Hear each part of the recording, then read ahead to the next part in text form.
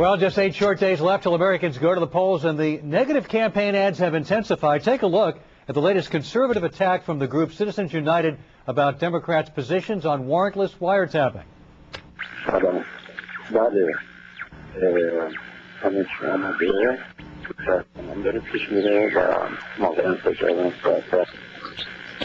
This terrorist wiretap has been disconnected by a Democrat-controlled Congress. If the Democrats win, the NSA won't be allowed to listen in as terrorists plot attacks. This year, vote like your life depends on it. Because it does. And we're joined now by former Clinton advisor Dick Morris. You can receive Dick's column for free by emailing dickmorris2006@aol.com. Dick, we've argued this before. This is another misrepresentation of Democrats' position.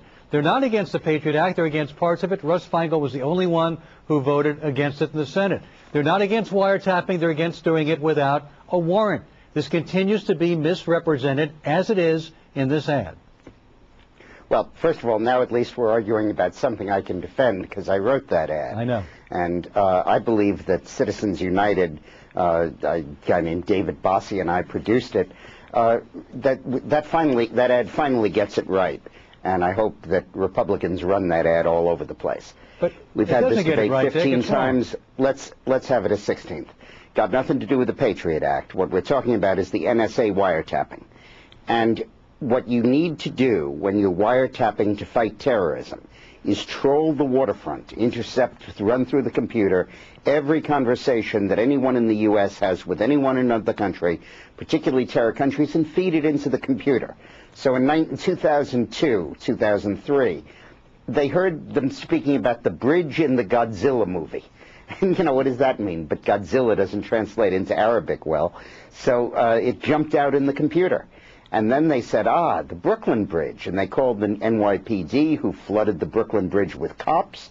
Then they picked up in their intercept, it's too hot to work on the Brooklyn Bridge. And then, because of Mohammed, Khalid Mohammed, the guy who Bush spoke of with Sean, they interviewed him without a lawyer present, and they found out that who was going to attack the bridge. You could not have gotten a wiretap for saying, I want all wiretaps that talk about the bridge in the Godzilla movie. You had no idea about that. You can get a wiretap anytime Nor you could want. you have gone 72 hours later to get the approval, because a lot of times you don't get anything in 72 hours. This ad misrepresents Democrats' position as if Democrats are in power. They don't want to listen on terrorists. The U.S. District Court Judge Anna Diggs Taylor said that the NSA program is a violation of the First and Fourth Amendments. It is not what the president himself said he would do. He said, you better do it with a warrant a couple of years ago. This is absolutely wrong. Sean, Alan, that wasn't what the appellate court said. It's still in force. And the Democrats have attacked to decide on it. From They're the about beginning. To hear the case. Yeah, but there was a stay of execution on that ruling. It's going to be reversed. And you and I know it'll be reversed on appeal. The point is, all I'm doing is taking the Democrats at their word. Hey, Dick, I got to tell you something. You wrote that ad. That is a great ad. Now, I've seen a lot of ads this election season. I have a lot to atone for, Sean. Well, I'm sorry, what? I have a lot to atone for. Oh, well, that's true. By the way, we'll never forgive you. So, but more importantly, Republicans ought to be running ads, if not that ad, ads like that about terrorist surveillance, the Patriot Act, the border fence, and it should be the defining issue. Well, Sean, anyone that wants anyone that wants that ad to run all over the place, just send in some money to Citizens United. They'll put it right on the air. I think they're buying $300,000 or $400,000 as it is, and I'd love to see it $3 or $4 million. The reason that's important, and the reason your interview with Bush was important, is that according to the Zogby poll, since September 22nd, the number of Republicans who are planning to vote Republican has dropped from 75 to 72 to 68%, while the Democrats held solid at 81. So right now, you have 81% of the Democrats are going to vote Democrat, but only 68% of the Republicans are going to vote Republican. If the Republican base wants the Republicans to keep control of Congress, they will.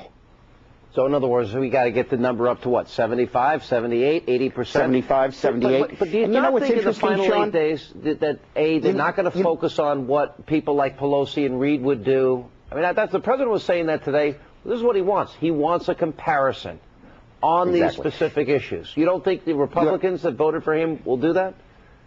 Well, I hope they do. You have to fast forward to what would happen if the Republicans lose Congress so their voters get over their peak over the terrible way the Republicans have run Congress. But imagine what the Democrats would do.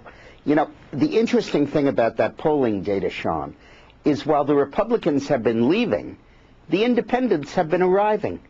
The percentage of independents that said they're going to vote Republican rose from 16% to 21% to 26%. So if the base gets out, the Republicans will hold the House. You said how terrible the Republicans in Congress have done. Isn't it really? It wasn't the House of Representatives. It was more these liberals, rhinos as we call them in the Senate. Didn't they hold back a lot of the successes that would have been available to them from the House on ANWR, on permanent tax cuts, on a lot of the but it was also all these ethics. It was also all these ethics scandals that largely come from the House. But you know, Sean, I always used to say when you did your radio show and your this TV show and everything, that you were preaching to the choir, and the choir was going to vote for you anyway.